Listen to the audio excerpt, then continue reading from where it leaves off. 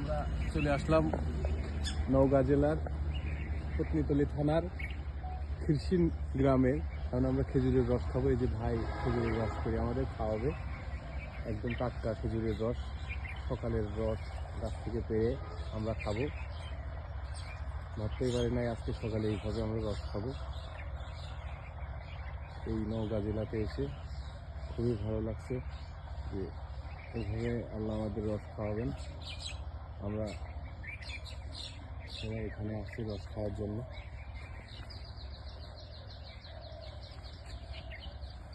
কি সুন্দর করে ভাই রস পাচ্ছে, দেখেন।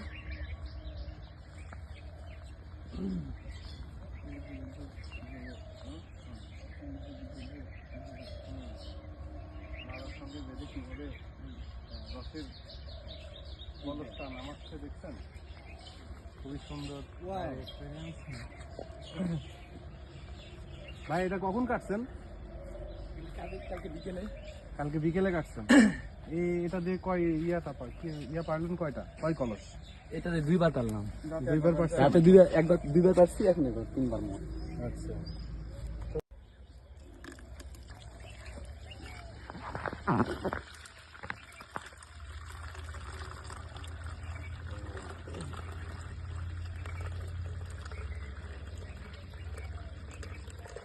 এই রসের পায়েস রান্না করলে যে কি অনেক সুন্দর। এটা সেই একটা ঘ্রাণ। আপনি কোনো আর গুড় লাগবে না, চিনিও লাগবে না। আকাশটাও কিন্তু পরিষ্কার ভালো। আজকে ওয়েদারটাও ভালো, সকাল থেকে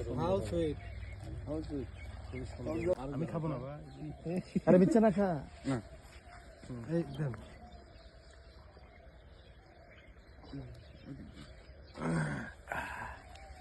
পিওর রস, একদম পিওর রস।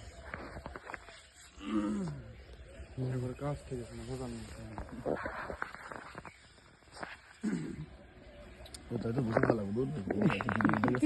কেমন কেমন লাগতেছে ভাই রস? কি ভালো লাগছে? থ্যাংক ইউ ভাই। ভাই রস কেটেছেন, আমাদের খাওয়ালেন। আমরা আসছিলাম এই যে বন্ধু আরিফের বাসায়। থ্যাংক ইউ বন্ধু, তোমার জন্য আমরা রস খেতে পারছি।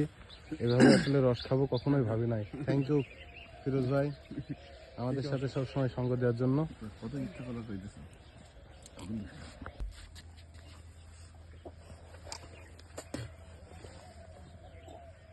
আমরা রস খাচ্ছি না, কি ওয়াশ খাচ্ছি।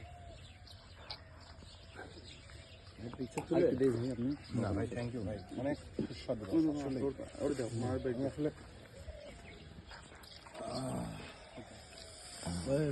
ভাই স্টিক দেন।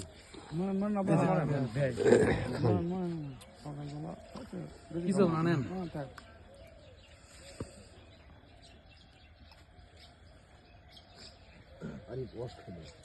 কত বছর পর এভাবে রস খাইলাম।